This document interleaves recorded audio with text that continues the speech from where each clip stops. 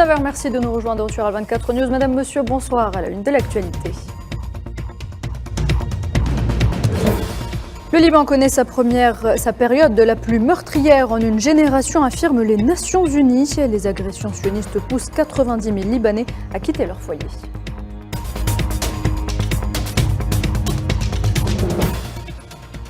Le chef de la diplomatie algérienne, Ahmed Attaf, réaffirme depuis New York l'engagement de l'Algérie à soutenir l'UNRWA.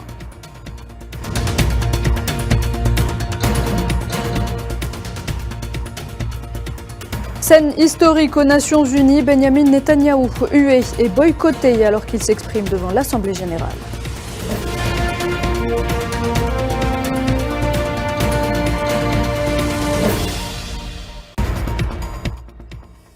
Le président de la RAST, secrétaire général du Front Polisario, Brahim Ghali, condamne les positions indignes de certaines parties appuyant la thèse coloniale marocaine au Sahara occidental. Le Conseil de sécurité et les Nations Unies appelés à assumer leurs responsabilités.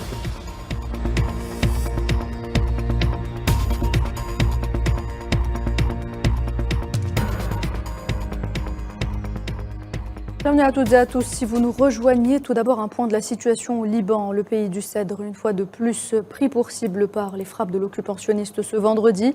D'énormes nuages de fumée se sont élevés de la banlieue sud de Beyrouth. Une frappe tout de suite justifiée par l'armée sioniste qui affirme, je cite, avoir ciblé le quartier général du Hezbollah.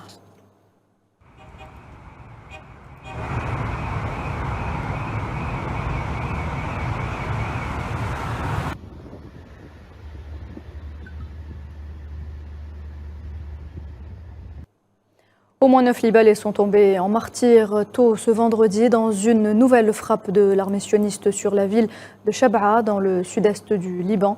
Avec ces 9 nouveaux martyrs, l'armée d'occupation a fait 49 martyrs et 80 blessés au cours des dernières 24 heures. C'est ce que rapporte le centre des opérations d'urgence du ministère libanais de la Santé.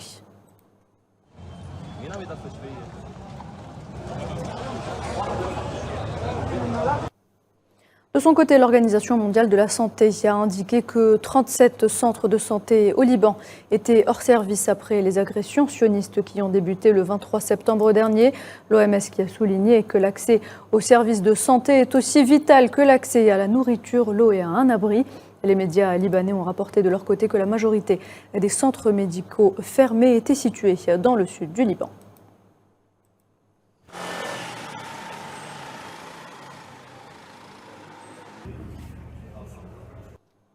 Les agressions des forces de l'entité sioniste cette semaine au Liban ont forcé plus de 90 000 personnes à quitter leur domicile, dont 70 000 se sont entassés dans 400 écoles et autres sites. C'est ce qu'ont déclaré ce jeudi les humanitaires des Nations Unies. Ils se disent gravement préoccupés par la sécurité des civils. Le Haut-Commissariat des Nations Unies pour les réfugiés en Syrie a estimé que plus de 10 000 personnes, dont des Libanais et des Syriens, ont quitté le Liban pour la Syrie en raison des agressions sionistes.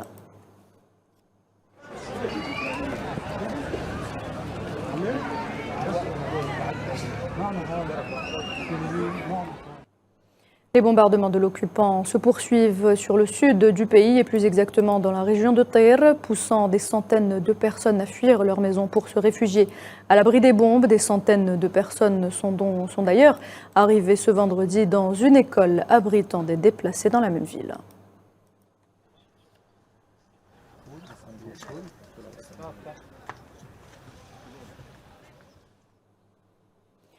Préparation de repas et dons divers, la solidarité s'est mise en place à Beyrouth où des dizaines de milliers de déplacés fuient les bombardements sionistes et affluent ces derniers jours. Les détails à Smalaïd. Dans le local d'un centre caritatif à Beyrouth, des dizaines de volontaires s'activent à la préparation et à l'emballage de repas pour les déplacés dans le but de leur venir en aide au moment où le Liban subit une violente agression. Le Liban est mon pays, je veux l'aider de toutes les manières possibles. Je suis originaire du Sud, je veux aider ma famille, elle est toujours dans le Sud. Je suis allé les chercher mais ils ont refusé de venir. Je ne voulais pas rester les bras croisés, alors j'ai voulu aider de toutes les manières possibles. Aujourd'hui, nous avons préparé 300 sandwichs, 300 plats de boulgour et de tomates. Nous allons maintenant préparer 400 autres plats de boulgour et de tomates. Et nous en préparons encore d'autres. Dans un autre quartier de Beyrouth, Badaro, des femmes rassemblent des donations dans un centre de loisirs pour enfants afin de venir en aide aux réfugiés. Nous avons envoyé des matelas, des coussins et des couvertures aux habitants de Tyr. Et chaque fois que nous recevons des dons de couvertures et de coussins, nous les distribuons immédiatement aux régions les plus froides et les plus éloignées. La situation n'est pas facile car la demande est très forte et nous ne sommes que des individus. Il semble que la crise va se prolonger. Pour rappel, les forces d'occupation sionistes poursuivent depuis lundi leur agression meurtrière contre le Liban.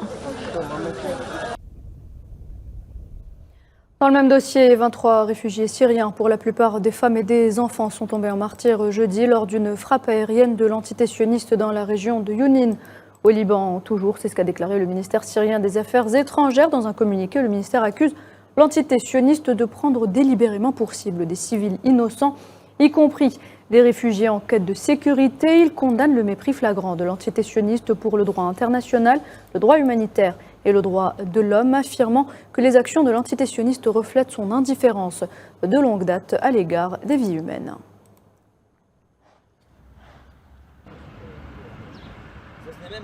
My colleague from UNHCR will speak more about that. Et le Liban connaît sa période la plus meurtrière en une génération. C'est ce qu'a affirmé ce vendredi Imran Reza, coordinateur humanitaire des Nations Unies pour le Liban, qui ajoute que nombreux sont ceux qui craignent que ce ne soit que le début.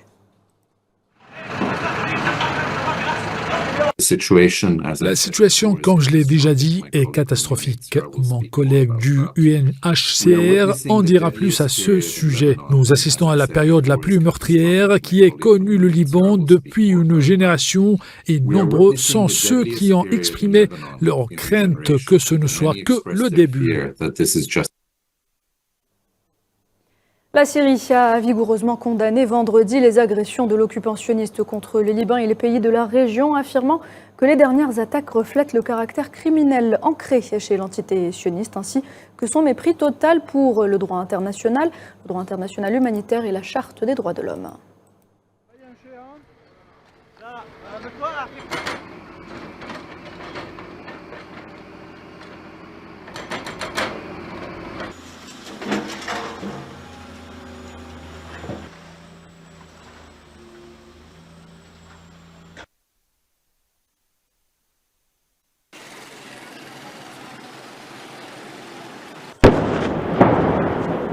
لا شرط أكثر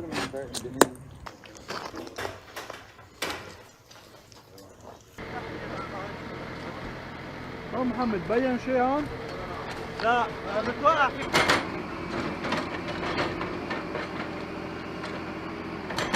La situation au Liban et dans la région, on s'y intéresse davantage dans quelques instants avec l'invité du 19h.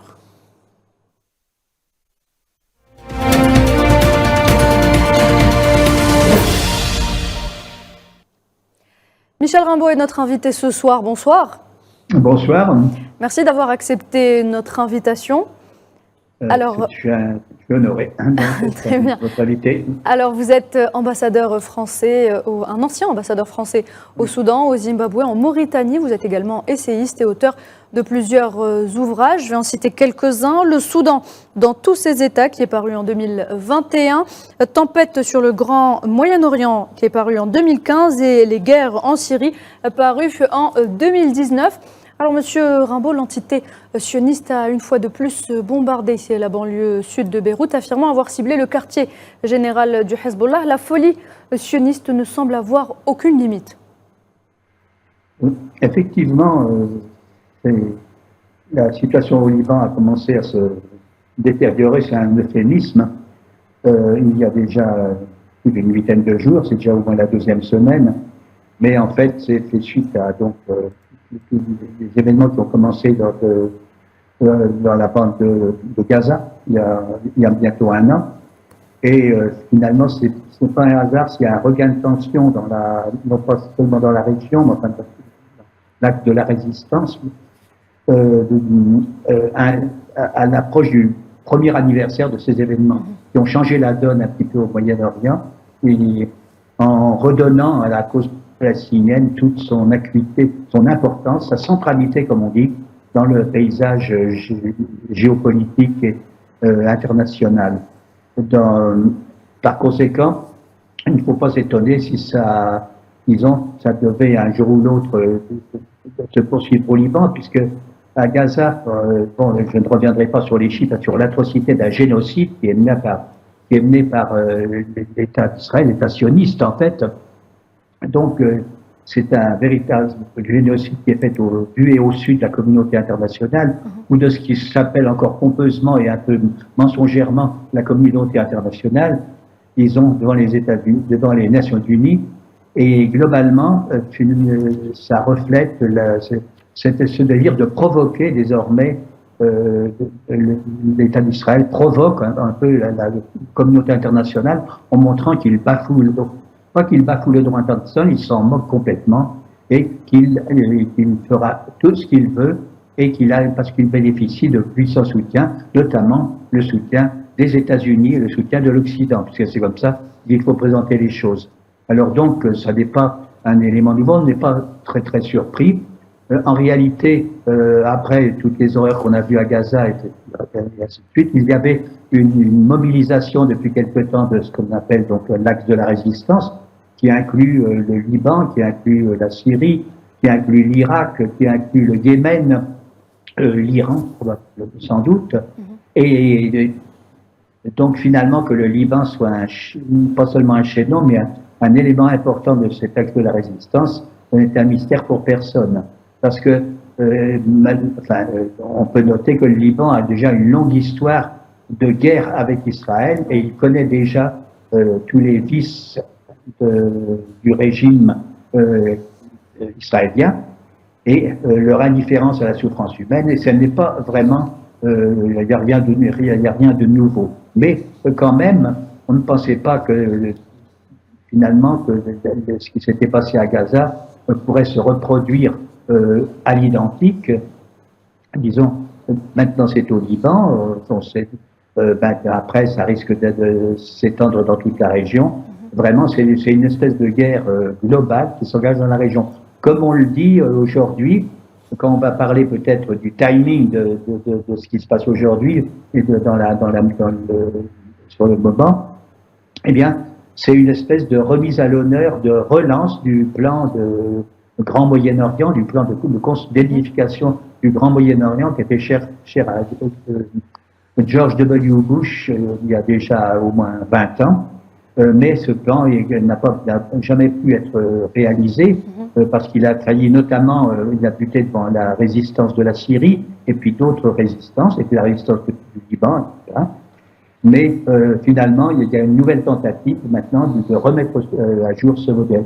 Je crois que le calendrier qui a été marqué, qui est celui d'aujourd'hui et qui est celui du Liban et du Proche-Orient, pour l'instant, marque bien le cynisme de ce plan et la résolution de l'État d'Israël à faire prévaloir ses vues et s'asseoir sur le droit international. Justement, l'élargissement du champ de bataille sur le Liban après celui de Rafah serait-il l'étincelle de cette tempête sur le Grand Moyen-Orient dont vous avez parlé dans votre ouvrage qui porte le même nom? Oui. Oh, bien sûr, ça incluait le Grand Moyen-Orient, c'était une notion effectivement extensible qui allait depuis l'Atlantique jusqu'au Pacifique, mais pas très loin. Enfin, ça incluait toute l'Asie centrale, le Moyen-Orient, le Proche-Orient, l'Afrique du Nord, l'Afrique sahélienne, etc., etc. C'était un grand Moyen-Orient très, très étendu et qui était, comme j'écrivais à l'époque, qui était extensible au gré des pulsions américaines et des desiderata américains. Mais donc il avait échoué, il y a eu un moment d'arrêt, mais néanmoins il y a eu un certain nombre d'États, on va pas rentrer à toute cette historique, États qui ont été complètement détruits, qui ont été neutralisés en tout cas, notamment tous les États qui faisaient partie, disons, qui maintenaient vivant la cause palestinienne et le nationalisme arabe, et disons dont l'Algérie est un membre éminent, et ainsi que d'autres tels que la Syrie, l'Irak, le Yémen, ainsi de suite, ainsi de suite. Et donc finalement, le Liban en a été également une partie prenante, puisque on rappellera quand même qu'il a connu de multiples opérations déjà israéliennes sur son sol, et des occupations, des tentatives des tentatives d'occupation, mais qu'il a toujours, qu'il s'est fait expulser quand même, que le Liban est un courageux pays, bien résistant, quand même a gagné, au moins réussi à évacuer, à faire sortir l'armée israélienne par 2 reprises, donc sans tambour ni trompette, et donc, mais avec, disons, sans gloire pour Israël. Et donc, je pense que le Liban a une longue expérience de résistance contre Israël. Là, c'est quelque chose, ça vient après la crise de Gaza, mais c'est un front unique, en fait, qui est en train de s'élargir et qui est destiné probablement, l'expérience le montre, à s'élargir. Et je note que le Netanyahou se trouve actuellement, il se trouvait au moment où les derniers événements ont éclaté, c'est-à-dire aujourd'hui, notamment cette très très violente attaque qui fait suite à beaucoup d'autres depuis une dizaine, une quinzaine de jours. Donc, en disant où des immeubles d'habitation entiers ont été détruits, soi-disant parce qu'ils hébergeaient des membres éminents du Hezbollah. Mais je pense que c'est un massacre de civils complètement gratuit et que ça marque l'insensibilité, la volonté de Netanyahou de provoquer. On n'oubliera pas que la dernière phase, là, notamment tous ces immeubles qui ont été détruits complètement, en disant que c'était le siège probablement du Hezbollah, voire du Cher Nasrallah, mais je pense que c'était comment il n'en sait rien finalement, et puis je pense que c'était une manière de provoquer, parce qu'on notera que quand il a fait son discours en présentant d'abord une carte comme il le fait d'habitude, c'est pas la première fois, la carte d'Israël, mais un Israël où il n'y a plus de Palestine du tout, où c'est le grand Israël qui va du Nil à l'Euphrate, sans complexe. Et donc, il a présenté cette carte-là une fois de plus, ça n'est pas la première, et qu'il a finalement déclaré en quelque sorte la guerre aux Nations Unies en commençant à la fin de son discours, en annonçant une offensive et en lançant cette offensive d'aujourd'hui, juste après son intervention aux Nations Unies. Et je note que... Oui. Justement, vous évoquez son intervention donc devant l'Assemblée générale. Le discours de Benjamin Netanyahou à l'Assemblée générale des Nations Unies a été boycotté, il a été hué. De nombreux délégués ont choisi de quitter la salle. Avec ce geste, est-ce qu'on peut dire que la communauté internationale exprime son rejet de ce génocide qui se déroule à Gaza, de l'agression contre le Liban, donc commandité par Benjamin Netanyahou, qui continue de faire la sourde oreille et qui menace également l'Iran aujourd'hui? Oui, tu veux dire, il ne recule devant rien. Exactement. Je pense qu'évidemment, c'était une provocation pure et simple. Et pour bien, il a fait qu'à la fin de son discours, les opérations, je crois, ont commencé. Ensuite, pour bien marquer comment que les États-Unis étaient au courant, je ne sais pas si il disait ça à Washington, mais à New York, ils sont sur le territoire états-unien, et finalement, donc, c'était pour mettre il a clairement, c'était le dire ou laisser dire, que les États-Unis étaient complices. Bien évidemment, quand Israël entreprend des mauvais coups, c'est toujours avec l'acquiescement d'Israël, pour ne pas dire de l'Occident tout entier. Alors, c'est ce qui est arrivé aujourd'hui, et voilà, maintenant on peut compter les dégâts. Je pense que il s'agit d'une agression non pas tellement contre pas plus que contre le Hezbollah, c'est une agression contre le Liban, contre le peuple libanais, de même que effectivement en Occident ou ailleurs, ou en Israël, on va présenter ça comme je dirais comme une guerre contre contre la barbarie, une guerre de la civilisation contre la barbarie, pour défendre l'humanité, la paix de l'humanité, la prospérité et la dignité de l'humanité. Il n'en est évidemment rien. C'est une guerre disons, installer l'État d'Israël et marquer clairement Israël s'assoit littéralement sur le droit international et qu'il n'en fait qu'à sa tête, peu importe ce que disent les Nations Unies, que ça n'a aucune importance pour lui. Comment expliquer, Monsieur Michel Rimbaud, comment expliquer l'impunité dont jouit aujourd'hui Benjamin Netanyahou? Que faire face aux atrocités que commet l'occupant sioniste qui se croit invincible? L'Occident sioniste se croit invincible parce qu'il n'y a pas de réaction. Parce qu'effectivement, même dans les pays qui n'appartiennent pas à l'Occident, c'est vrai que les réactions ne sont pas toujours ce qu'elles devraient être. Bon, il y a des condamnations, effectivement, il n'est pas très populaire, puisque comme vous le dites, la plupart des délégations, une bonne partie des délégations ont ostensiblement quitté la salle, ce qui est un signe de réprobation. Mais ça n'a pas suffi ça ne suffit pas, parce que bon, il y a bien disons, il est condamné largement par beaucoup de pays dans la communauté internationale, ce qui reste de la communauté internationale. Enfin, dans le monde, il y a beaucoup de pays qui condamnent les agissements israéliens, mais l'État d'Israël s'en fiche, et je pense qu'il veut bien marquer qu'il fera le travail jusqu'au bout pour réaliser ce grand Israël. Mais qui a le pouvoir d'arrêter l'entité sioniste aujourd'hui? Eh bien, écoutez, ceux qui auraient le pouvoir, ce serait certainement le Conseil de sécurité s'il s'y mettait, mais ça serait avant tout peut-être les États-Unis, puisque Israël sans les États-Unis n'existerait pas. Et on peut se demander d'ailleurs si les États-Unis existeraient sans l'État d'Israël, puisque c'est l'agent fondé de pouvoir et le représentant, comme on dit dans géopolitique, c'était l'agent des États-Unis et l'agent de l'Occident et des intérêts anglo-saxons dans la région depuis la création de l'État d'Israël et depuis le plan de partage et la création de l'État d'Israël. Donc finalement, ça n'est pas une surprise. Globalement, on notera seulement qu'il y a eu une forme particulière que c'est intervenu alors qu'il y avait une initiative précisément franco-américaine au Conseil de sécurité et aux Nations Unies pour installer une espèce de cessez-le-feu au moins temporaire qui aurait duré 21 jours. Il est un peu mort-né puisque c'était immédiatement au moment où Netanyahou annonçait que les hostilités allaient il y a aussi des initiatives qataries, des initiatives algériennes pour tenter d'arrêter ce massacre. Des initiatives qataries, il y a des initiatives arabes, mais on notera que dans les pays arabes, finalement, il n'y a peut-être pas exactement quand même toute l'action qu'il devrait y avoir. Alors, je ne parle pas de l'Occident, parce que, bon, je crois qu'il n'y a plus rien à dire sur l'Occident, et à la France notamment.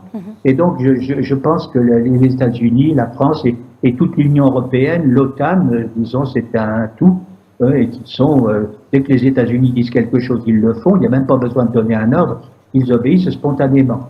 Et donc, finalement, il y a une sympathie totale, non pas dans les opinions publiques, disons, en ce qui concerne Israël, mais en ce qui concerne les gouvernements, il y a une espèce d'amour désordonné pour Israël qui est exprimé par tous les gouvernements occidentaux, à peu d'exceptions près.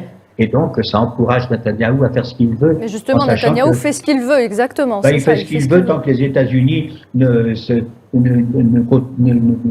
lui assureront plus leur soutien, ce qui n'est pas pour aujourd'hui ni pour demain, à mon avis. C'est ma position. Mais je pense que quand même, un certain nombre de pays arabes que je ne citerai pas, mais que vous connaissez certainement mieux que moi, gagnerait probablement à avoir une autre position, que ça clarifierait les choses et que ça empêcherait un petit peu, je pense à tous ces accords abrahamiques qui n'ont pas de sens, qui ont été signés ou qui sont en voie de signature ou qui sont en tentative de signature. Bon, ça n'a pas de chance, disons, pour les pays arabes notamment. Je vois pas très bien que c'est sorti. Enfin bon, c'est comme ça. Michel Rimbaud, quel est ce nouveau monde que les décideurs du monde nous concoctent? À quoi est-ce qu'on peut s'attendre dans les prochains jours, dans les prochaines semaines, dans les prochains mois, les prochaines années?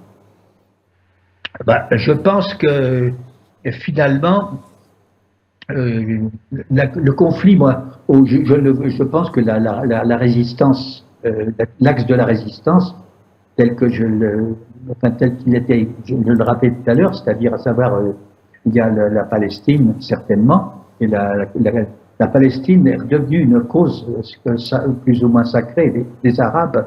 Ça, c'est une nouveauté parce qu'elle avait été bel et bien oubliée et on disait qu'elle était tombée aux oubliettes. Et je crois que les Israéliens finissaient par le penser, par y croire à leur délusion. Mais donc, il n'en est rien. Donc, c'est en fait, c'est les événements à Gaza, disons, et la montée du mouvement de diverses, une douzaine, quelque chose comme ça, de mouvements de la résistance palestinienne, et non pas seulement le Hamas, mais y compris le Hamas, effectivement, des mouvements politico-militaro-civils, enfin, et politiques en tout cas, qui ont lancé les affaires. Alors, il y a un prix très élevé qui a été payé par la population de Gaza, ça c'est vrai, mais disons, on notera que quand même les mouvements de la résistance n'ont pas été battus à Gaza et qui continuent à, disons, être très très offensifs et que finalement ils marquent leur solidarité ou d'autres mouvements dans la région sur l'axe de la résistance marquent leur solidarité, comme c'est le cas notamment du Hezbollah au Liban et comme c'est le cas de beaucoup d'autres mouvements, disons, dans la région et hors de la région. Et ça, c'est quand même un bon point qui encourage la résistance à poursuivre ses actions. Je crois que tout indique que pas plus que les Israéliens n'ont réalisé un seul de leurs objectifs après un an de combat, de destruction, de génocide, au vu et à su de tout le monde, d'épuration ethnique, etc., de crimes de guerre, de crimes contre l'humanité, de condamnation, et j'en passe et des meilleurs. Malgré tout ceci, je dirais, Israël a continué et continue, mais il est quand même sous le coup de mesures à la fois de la Cour internationale de justice, où il a été condamné, et de la Cour pénale internationale, où on attend un de ces jours qu'il y ait des mandats d'arrêt contre M. Netanyahou et ses camarades du gouvernement israélien. Ça arrivera peut-être, parce qu'il y a une pression juridique qui est très très forte, et il y a une pression des opinions publiques, je dirais, pas seulement, disons comme ça, verbal, mais dans les opinions publiques, y compris d'ailleurs en France, on doit le signaler, pas du côté du gouvernement, ça c'est sans espoir, mais du côté, disons, des opinions publiques, il y a tout un mouvement de solidarité envers la Palestine, qu'on n'avait pas vu depuis un bon moment et qui s'exprime. Et qui s'exprime, disons, de façon ouverte, au point que exprimer cette solidarité pour la Palestine est devenu un délit qui est poursuivible en justice. Alors, bon, alors c'est pas forcément une dernière question. Repos, c'est comme ça. Une dernière question, Monsieur Michel Rimbaud. Alors, sommes-nous aujourd'hui en train d'assister à la naissance d'une nouvelle cartographie du Moyen-Orient? Et est-ce exagéré de parler de conspiration contre le Moyen-Orient sans verser dans la thèse complotiste? Je pense qu'il y a certainement, bon, comme vous savez, il y a ce changement dans l'ordre du monde qui est inéluctable. L'Occident, le règne de l'Occident, c'est fini. Ça, c'est fini. Et c'est pas une question de dizaines d'années, c'est une question je dirais pas 2 semaines ou de mois, mais enfin, c'est une question de quelques années. Donc, pas beaucoup plus. Mais c'est irrémédiable. Et on sait que c'est bon, comme on dit, le Sud global, c'est plus l'Occident collectif, qui est les pays de l'OTAN, en gros, les États-Unis et Israël. Mais, disons, c'est les pays tous les pays du Sud global, comme on dit, c'est-à-dire l'Asie, l'Afrique et l'Amérique latine, qui, sous la conduite d'un peloton de tête qui comprend la Russie, la Chine et l'Iran, et d'autres pays, peut-être des grands pays comme l'Inde, mais aussi des pays comme l'Algérie, qui en font partie intégrante globalement. Et donc, c'est tout un front qui incite qui mène cette désoccidentalisation du monde et qui propose au monde un modèle nouveau, un multipolaire, disons, de l'Organisation de coopération de Shanghai, des BRICS, etc., etc.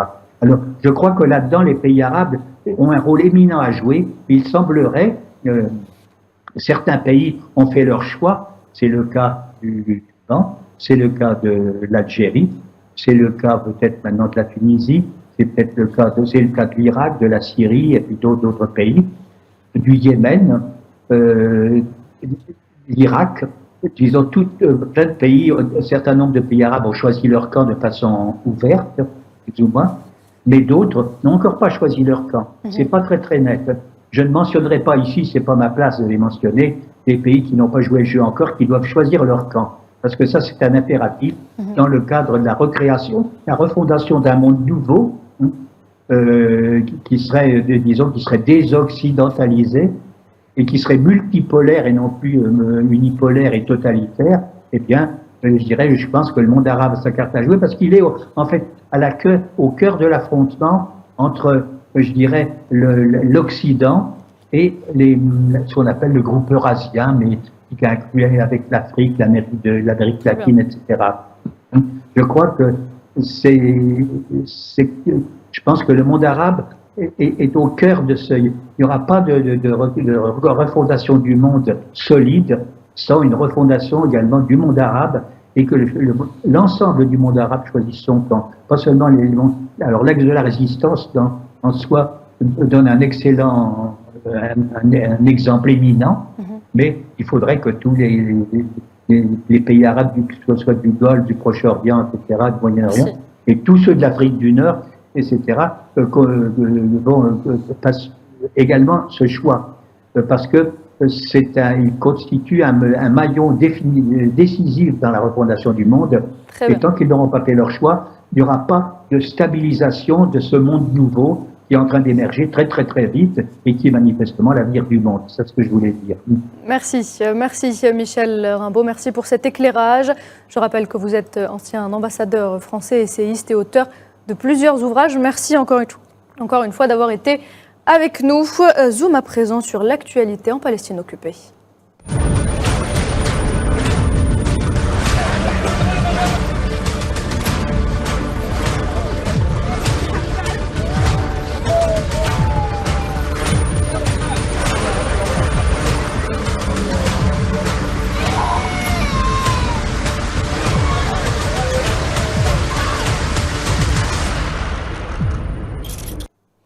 Et l'actualité de ce vendredi marquée également par la poursuite du génocide sioniste en Palestine occupée et à Gaza. La barbarie sioniste continue de faire de nombreuses victimes palestiniennes au quotidien. Depuis près d'un an, l'armée sioniste tue sans relâche hommes, femmes et enfants dans l'enclave palestinienne. Ce vendredi, le bilan du génocide sioniste s'alourdit à 41 534 martyrs et 96 092 blessés.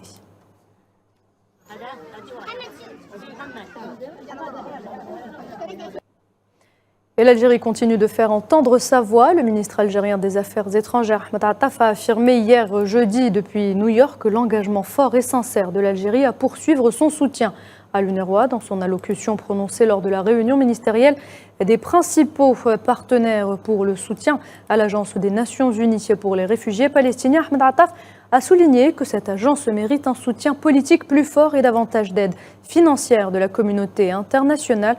On fait le point avec Asma Laïd.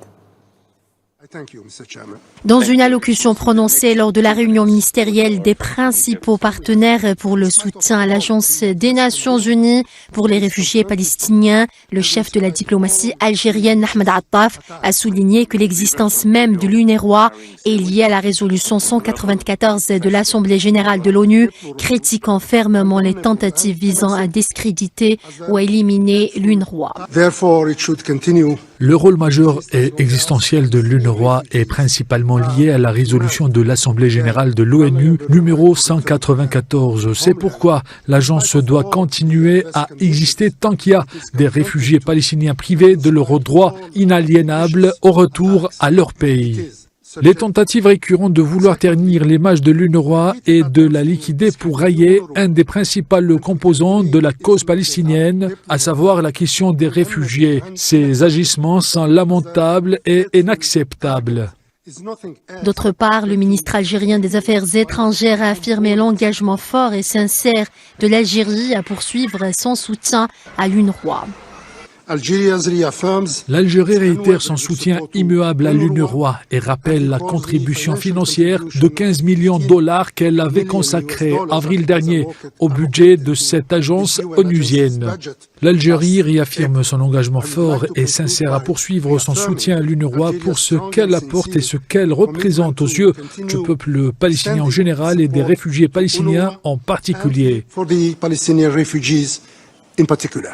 Enfin, le chef de la diplomatie algérienne a saisi cette opportunité pour adresser ses profondes et sincères condoléances au commissaire général de l'agence onusienne Philippe Lazzarini suite à la perte tragique de 220 employés de l'agence des Nations Unies pour les réfugiés palestiniens à cause du génocide continu perpétré par l'occupation sioniste à Gaza.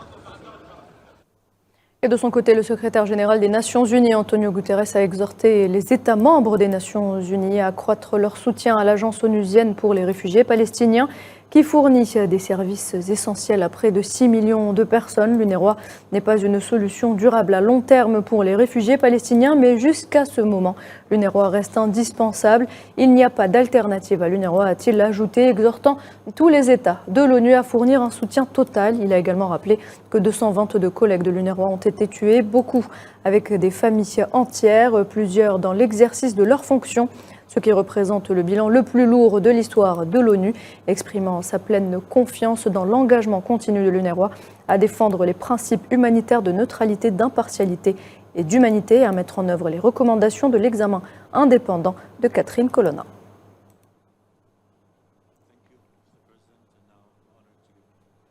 Sachez également que des milliers d'Iraniens ont défilé à Téhéran pour condamner les frappes sionistes contre le Liban et Gaza.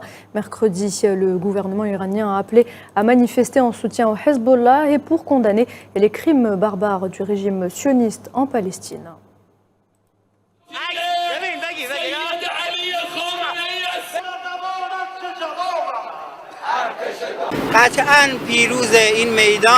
Le Hezbollah libanais est assurément le vainqueur de cette bataille. Gaza est également et le perdant de cette guerre et le régime sioniste usurpateur. Je pense qu'Israël sera finalement contraint de céder à la résistance islamique et d'accepter la défaite, car ce régime n'a jamais été le véritable propriétaire de cette terre. En réalité, cette terre appartient aux Palestiniens. Et puis cette scène historique que nous évoquions en titre, le Premier ministre de l'entité sioniste Benjamin Netanyahou s'est déplacé à New York pour tenir une allocution devant l'Assemblée générale des Nations Unies, une Assemblée générale qui a décidé de boycotter Benjamin Netanyahou. Safwan Ben Sabri revient sur cette séquence. Une scène qui restera dans les annales des Nations Unies le vendredi 27 septembre 2024, avant même d'entamer son discours. Benjamin Netanyahou voit l'Assemblée générale de l'ONU se vider. Des diplomates de tous les continents boycottent sa prise de parole.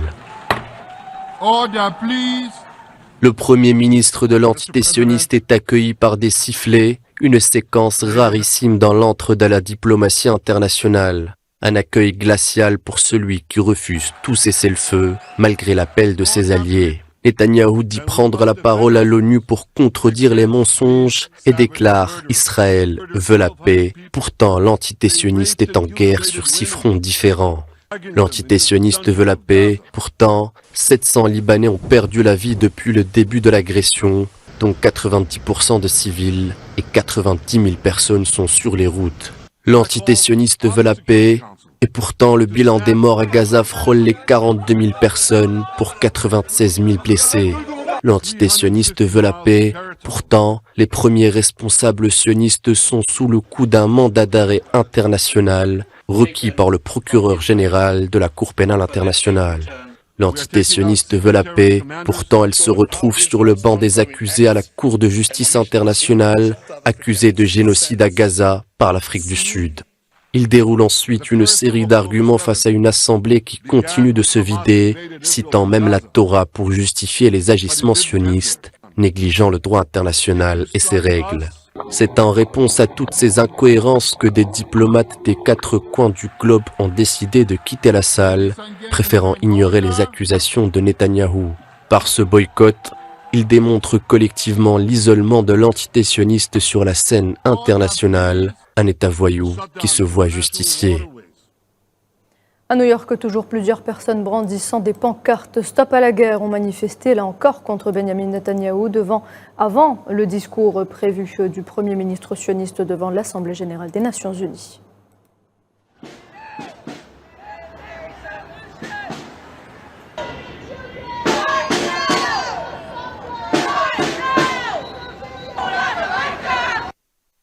Retour à présent sur le terrain, les autorités sanitaires de la bande de Gaza ont enterré ce jeudi dans un cimetière de Khan Younes les corps de 88 Palestiniens non identifiés.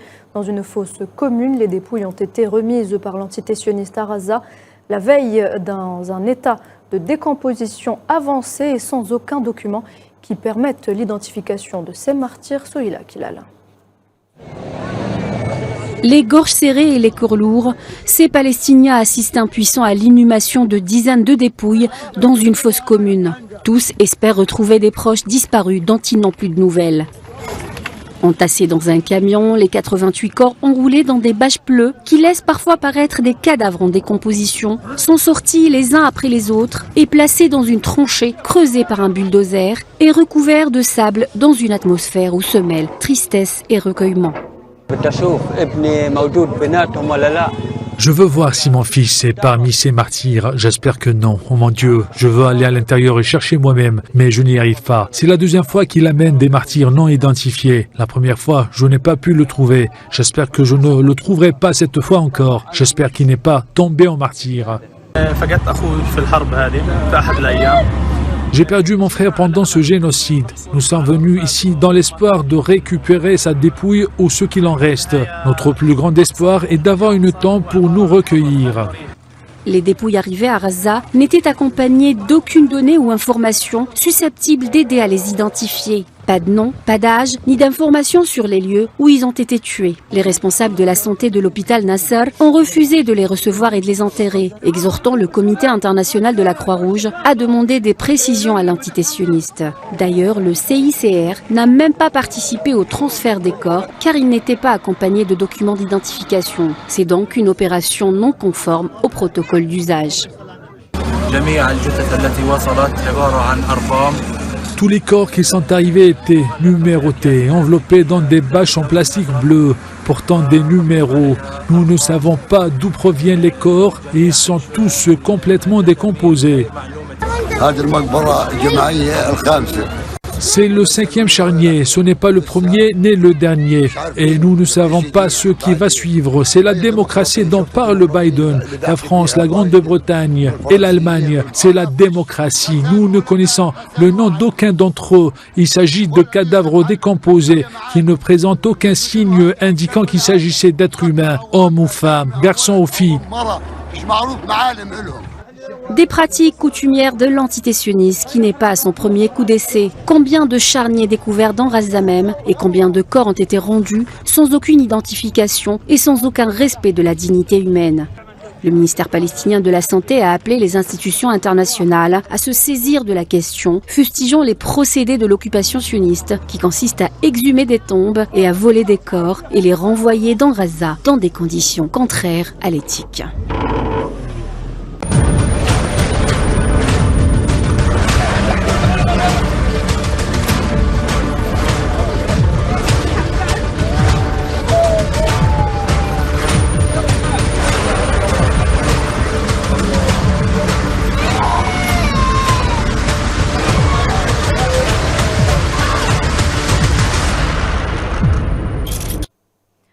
Tout autre chose à présent, le président de la République arabe sahraoui démocratique et secrétaire général du Front Polisario, Brahim Ghali, a condamné ce jeudi les positions indignes de certaines parties appuyant la thèse coloniale marocaine au Sahara occidental. Le Conseil de sécurité et les Nations unies sont appelés à assumer leurs responsabilités. Les détails, Nariman Zekar. Qu'en est-il de la dernière colonie d'Afrique ? Alors que certains pays ont décidé de s'allier au soi-disant plan d'autonomie du Merzen, le président sahraoui, lui, a fermement condamné ces positions, les qualifiant d'indignes. Dans une allocution prononcée à l'ouverture des travaux de la 5e session ordinaire du secrétariat national du Front Polisario, Brahim Ghali a cité à titre d'exemple les récentes déclarations du président Emmanuel Macron, un deux poids deux mesures français appuyant la thèse coloniale marocaine au Sahara occidental. Une violation flagrante selon le président sahraoui de la charte de l'ONU qui ouvre la voie à l'occupant marocain pour fouler aux pieds le droit international et les droits humains. La responsabilité du Conseil de sécurité de l'ONU a également été épinglée par Brahim Ghali quant au parachèvement du processus de décolonisation du pays.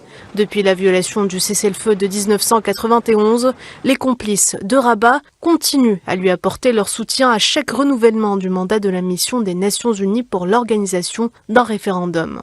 Dans son discours, le président sahraoui a également appelé l'Union africaine à imposer l'application des principes et objectifs de son acte constitutif, à savoir le respect des frontières héritées au recouvrement de l'indépendance, mettant en garde contre le danger que représente l'État occupant marocain et ses pratiques scandaleuses, comme ce fut le cas récemment au Japon, sur l'unité et la cohésion de l'organisation continentale. En évoquant la situation en Palestine occupée et au Liban, Brahim Ghali finira par souligner que la paix et la stabilité dans le monde ne sauraient exister sans le respect des résolutions de la légalité internationale. Après 33 années passées sous le joug du colonialisme, il est grand temps de permettre au peuple sahraoui d'exercer son droit légitime à l'autodétermination, comme stipulé noir sur blanc sur la Charte des Nations Unies.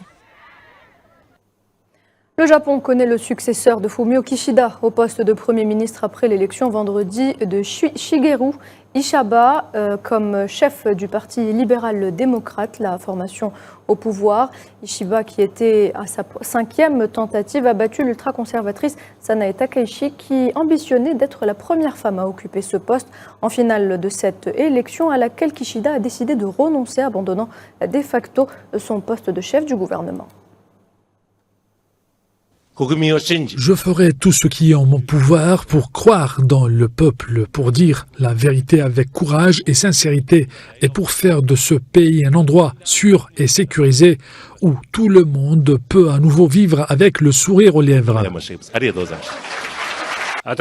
Autour du nouveau président, nous devons nous unir pour assumer les responsabilités qui nous ont été confiées par le peuple japonais. Je suis résolu à soutenir le nouveau président en tant que membre unique du parti.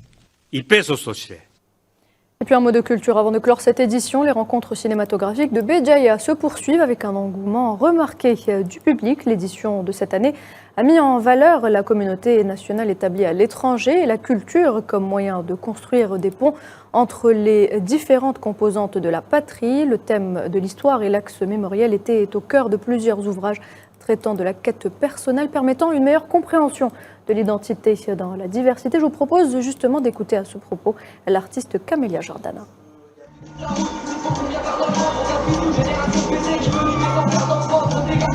Moi, j'ai la chance de travailler vraiment professionnellement depuis 16 ans maintenant. Honnêtement, cette dernière année, j'ai jamais vu autant d'élan. Justement, et pas que de la diaspora, du Maghreb en général, en fait. Il y a une espèce de vague comme ça. Je sais pas si c'est lié à Gaza, je sais pas si, mais il y a une vague comme ça d'envie de se voir, de se sentir, de créer ensemble, de s'unir. Et ça, j'avoue que c'est la première fois, moi, que je le vois depuis tout ce temps. Donc, je sais pas si c'est une nécessité pour les artistes. En tout cas, j'ai l'impression que c'est un besoin intime et une envie artistique qui est commune. Ça, je le vois. Et du coup, c'est très encourageant. Et ça aussi, c'est inspirant.